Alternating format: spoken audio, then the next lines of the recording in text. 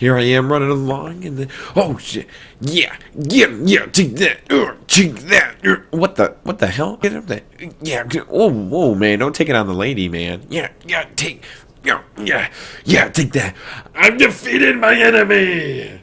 Oh God, no, not in the fire, no, come on, open the door. So, do you think you've mastered the art of platformers? Do you enjoy 2D dungeon crawling games such as Castlevania or Metroid? Well, here I have Apotheon. It's a fresh new take on an old gaming tradition.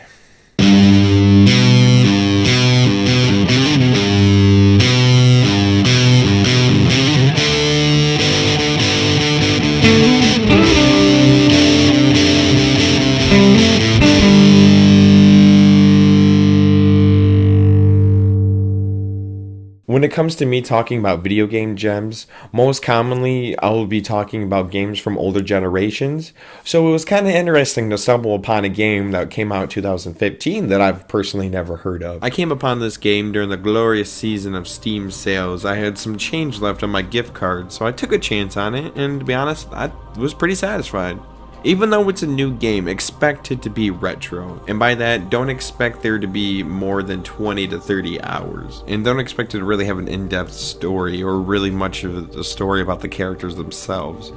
But it doesn't really cost much, so really the strength here are really the visuals. People like to argue video games aren't an art form, but this game likes to say otherwise. The graphics are heavily based on the Greek pottery art form, which can remind you of God of War kind of theme going on with its own 2D side-scrolling take.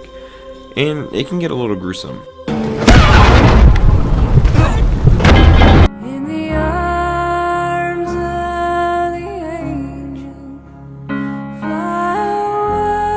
If you're interested in this game, it's available on Steam and for the PlayStation Store for the PS4, and somehow not for Xbox. It's available on PC and Mac, and when it's offered for a console, it's not Xbox.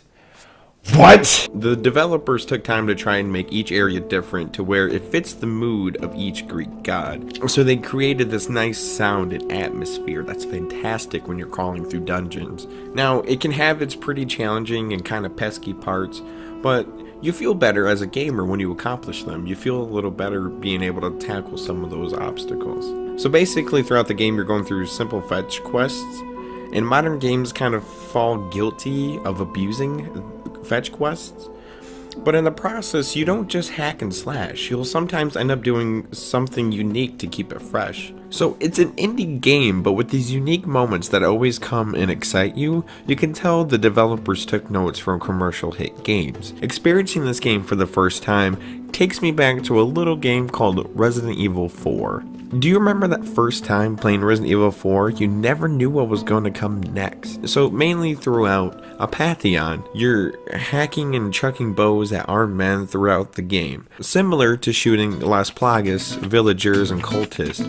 But sometimes you'll open a door and walk straight into a gigante! Or chase a monster on a boat. Or two gigantes! Or being chased by a statue. Still two gigantes! Which sort of happens in Apotheon. Instead of villagers, you have armed men whipping out swords at you and doing, that. Or you gotta hurry up to the top without catching on fire. Or you get the shit kicked out of you by these guys getting hit with the damn...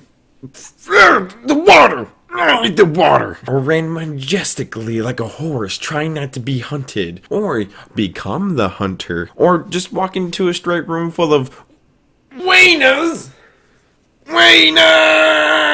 Child adventure games can be like this too, such as the Mario franchise, especially like 64 and Odyssey, where each level is different with its own theme, and the same goes for Spyro and the Crash games. But Apotheon, Resident Evil, or more into the horror aspect, the Silent Hill series, does it at a mature aspect, where the usual cliches of a boss with a certain weakness or that level on a boat adds a lot of fun to the thrill ride, to where it's not afraid to try something new and keep the gameplay at least a little fresh, so that the player is a little on the edge. And that's what makes it hard to stop playing this game. I never know what new exciting event I might have to encounter. And that and the beautiful visuals is what overrides the gameplay, because the gameplay isn't terrible, it just can be a little overwhelming at times, where there's too many enemies, even if they are weak. How about a sick dog out here? Yeah, get him, boy, get him. Yeah, take it. Take that. Ugh. Take Starbound, for instance. The game is really fun, but if you encounter a surprise enemy and you try to strafe away, you sometimes run into even more enemies, or even run into something that drains your health and then leads to your death. And it can get kind of annoying that way. But Apotheon kind of does that at times, but it isn't as bad as Starbound or some side scrollers like that, because it's more action based, so it kind of balances it out between the amount of enemies and the weakness to the strengths of the enemies. Okay, so this is how you solve this problem. You take a big old rock right here, yeah, you can see, and then you chuck it right at their face, and then you do it again and watch it full of dust. Alright, man, can you please unlock the door? Where are we going? Come back. Yeah, over here. Yeah, come on, open the door. I promise I won't hurt you.